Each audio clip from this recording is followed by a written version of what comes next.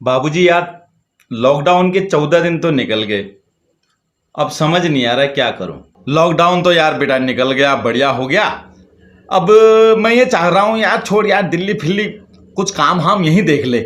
नहीं यार बाबू, ये कोरोना खत्म हो जाए बस मैं दिल्ली निकलूंगा। पहाड़ और मम्मी पापा का प्यार बस जरूरत के टाइम ही चाहिए बेटा। इजा यार, तू ऐसी बातें मत किया कर यार। आज का इंसान स्वार्थी हुआ यार। इसका मतलब मुझे घर नहीं आना चाहिए था। घर आओ बेटा, खूब घर आओ, स्वागत है आपका।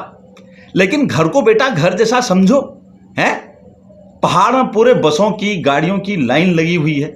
जो लोग होली दीपावली में भी पहाड़ नहीं आते थे, वो भी आज अपने घरों को आ रहे हैं। अरे यार, सब अपने घर आ रहे हैं, तुमको इतनी खुजली क्यों है? अपने बाबू से बात करने का तमीज देखो, पढ़े लिखे हैं ये। तो चुप कर यार, जा बीच में मत बोला कर, कह रहा हूं। बेटा 3-4 महीने तो यहां रहोगे ही। अभी कहो तो कल सुबह चले जाऊं।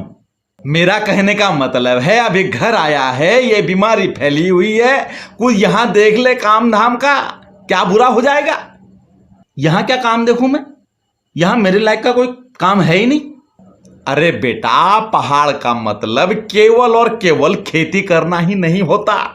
ये तेरी बीबी ने तेरे को डरा रखा होगा, मेरे से खेती वेती नहीं होती है, समझा जरा उसको। यार तुम हमेशा उल्टा ही सोचते हो। तो बेटा तू कौन सा सुलटा सोच रहा है? हैं? क्या काम नहीं है यहां पर? हैं? पशुपालन, मुर्गी पालन, मछली पालन, होम स्टे। होम स्टे में ही आप कितने प्रकार की क्रिएटिविटी कर सकते हो। हैं? टूरिज्म को लेकर के बाहर के लोग यहाँ पर लाखों करोड़ों रुपया कमा रहे हैं, और तुम कह रहे हो हमारे पास काम ही नहीं है। और इसमें होम स्टे में सरकार भी सहायता दे रही है। बेटा पता करोगे तो पता चलेगा ना बेटा। हैं? सरकारें तो कुछ नहीं करती हैं हमारी। बेटा सरकार का रोना मत रो। तुम सरकार के पीछे कितना पड़े, हमें ये योजना का लाभ लेना है, हमें इस योजना का लाभ लेना है। हैं? खाली ये अपने अंदर कुशलता है नहीं और दूसरे को दोष दे रहे हो बेटा। हैं? उन बाहर वालों से सीखो बेटा, जो यहाँ पर आकर के उद्योग धंधे कर रहे हैं, काम धंधे कर रहे हैं, और हम ही लोगों को नौकरी पे रख रहे हैं। यहां बंदरों और सुअरों के पीछे अपना करियर बर्बाद कर दूं? बेटा ऐसा है ना, तेरे से और तेरी बीबी से पहाड़ की मेहनत नहीं होती है ना। यहां पर करियर बर्बाद हो जाता है तुम्हारा।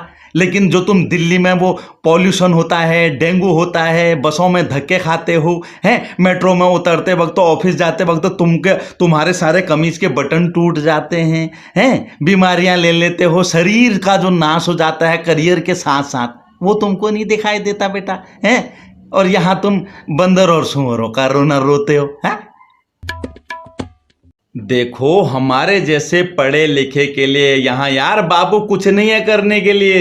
एक बात बताऊं बेटा, अगर पढ़ लिख कर अच्छे से पढ़ाई करने के बाद अगर तुम ये कहते हो कि तुम पहाड़ के लिए कुछ नहीं कर सकते, तो लानत है यार बेटा, ऐसी पढ़ाई पे लानत है? अरे वो टेक्नोलॉजी ही क्या तुम जो सीख करके अपने पहाड़ियों को ना दे सको, जो यहाँ का विकास ना कर सको? हद है। सारा सरकार ही करेगी, कुछ तुम भी करो। हैं? और यहां जो बच्चों का भविष्य खराब होगा मेरे, वो अच्छा बेटा, दिल्ली में बच्चों को पढ़ा के मोटी मोटी फीस दे करके तू क्या सोचता है सीधे केजरीवाल की कुर्सी पकड़ेगा तेरा बच्चा? है या पीएम की कुर्सी पकड़ेगा? कुछ नहीं होगा बेटा। जैसे तू जाता है ना ये डब्बा लेकर के लंच बॉक्स का, बस ये तेरा बेटा भी जाएगा है, और 10 घंटे काम करेगा, जॉब करेगा कंपनी में, और 3-3 घंटे आने जाने का 16 घंटे बर्बाद करेगा। बेटा तू पहाड़ के लिए केवल 10 ही घंटा दे देगा ना, लायक बन जाएगा। ये सब कहने वाली बात है बाबूजी। कल को मेरे बच्चे यहां दारू पिएंगे, जुआ खेलेंगे। वाह बेटा वाह, कोरोना वायरस से जान बचाने पहाड़ आए हो। हैं? और पहाड़ की इमेज क्या बना रखी है दिमाग में? दारू और जुआ। वाह बेटा वाह, तुम हो सच्चे पहाड़ी। गर्व हो रहा है मुझे तुम पे बेटे। वाह बेटा, तेरी बीवी, तेरे बच्चे, तेरे बच्चों का भविष्य, और कोई पहाड़ में रह थोड़ी रहा है, और कोई पहाड़ में करियर थोड़े ही बना रहा है बेटा, और किसी के पहाड़ में अच्छी खासी सरकारी नौकरी थोड़े ही लग रही है ना? कोई मेहनत कर ही नहीं रहा है वहां पे। यार बाबू, ये घमंड है बेटा, ये एटीट्यूड है तुम्हारा, जो तुम सोचते हो कि पहाड़ हमारे करियर के लायक ही नहीं है, हैं? अगर बेटा एक बात बताऊं, ये कोरोना वायरस अगर पूरी दुनिया को थाम सकता है ना बेटा, तो ये पहाड़ को दोबारा चला भी सकता है, रिवर्स पलायन कर भी सकता है। ये मत सोचो, लेकिन जब मजबूरी हो जाएगी फिर करोगे, फिर नाक कटेगी, है ना? नहीं, हल्द्वानी में करोड़ों रुपए का कंस्ट्रक्शन का काम चल रहा है, मकान बन रहे हैं सबके पहाड़ के, जो लोग ऊपर से आ रहे हैं बेटा, हैं? लेकिन तुम्हें पता है 90% बिहार के लोग कमा रहे हैं। क्यों, कभी सोचा? तो वो लेबरी, मजदूरी और कुली का काम करूं मैं? कोई भी बात बताओ, कोई भी सोचेगा तू उल्टा ही है। अरे मकानों के नक्शे बनाओ, आर्किटेक्ट बनाओ, हैं? एक से एक आजकल कंप्यूटराइज्ड नक्शे बन रहे हैं। एक बात बताऊं बेटा, सच को स्वीकार करना सीखो।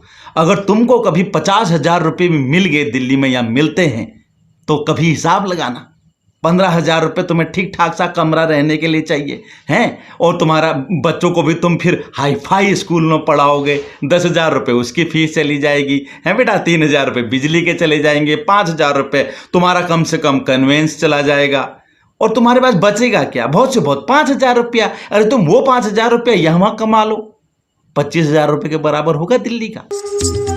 वाह यार बाबू, आपकी नॉलेज माननी पड़ेगी। दिल्ली और महानगरों में रह के हम वहाँ की हजारों कमियों के साथ हम जी लेते हैं। वहाँ पर तरह तरह की बीमारियाँ, तरह तरह के लोग, अजीबो गरीब हैं, और वहाँ पर बिल्कुल कंजेस्टेड घरों में डब्बे मार्चिस जैसे फ्लैटों में हम रह लेंगे, है ना बेटा? यहाँ पर एक तुमसे ये बंदर और ये सुअर और यहाँ की सरकार, 3 चीज़ का रोना लेके बैठ जाओगे। एक बात याद रखना बेटा, पहाड़ हैं, यहाँ मेहनत करोगे ना बेटा, ऊंचाइयाँ ही मिलेंगी। हाँ, ऊंचाइयाँ ही मिलेंगी हमेशा, इस बात को याद रखना। साथ में ठंडी हवा, ठंडा पानी। सच कहा यार बाबू, अगर हम पहाड़ को और अपनी सोच को थोड़ा मॉडिफाई कर दें, तो यहाँ तो जीने का मजा ही आ जाए। अरे एक घरवाली और बच्चों को घुमा ही तो नहीं पाओगे लाल किला और इंडिया गेट, हैं? एक मोमो, पिज्जा, डोमिनोज ही तो नहीं घुमा पाओगे। अरे बेटा, बीबियों को भी काम में लगाओ, हैं? और उनको भी मोमो, पिज्जा बनाना सिखाओ, हैं? अगर ज़रूरी ही है ज़्यादा, हैं, तो यहाँ पर पहाड़ में वो भी बनाएं, हैं, खाएं भी, और उसका बिजनेस भी करें, हैं? तो पहाड़ में रहने का मतलब नरक हो जाती है जिंदगी, ऐसा मत समझो बाबा, ऐसा बिल्कुल मत समझो, हैं? आनंद लो, साथ में नेचर का आनंद लो, और बढ़िया स्वास्थ्य लो, और अच्छे बच्चे होंगे, हैं? अच्छे नेचर में पलेंगे, और हमारा पहाड़ अपने आप ही समृद्ध हो जाएगा बेटा। बात तो सही है यार बाबू, बिल्कुल। माँ बाप हमेशा हित की बात करते हैं बेटा, ये बात तो हमेशा याद रखना। आज आपकी ये उंगली देख के मैं समझ गया, पिताजी उंगली नहीं करते, बल्कि हमारी कमियों, नासमझियों पर उंगली उठाते हैं।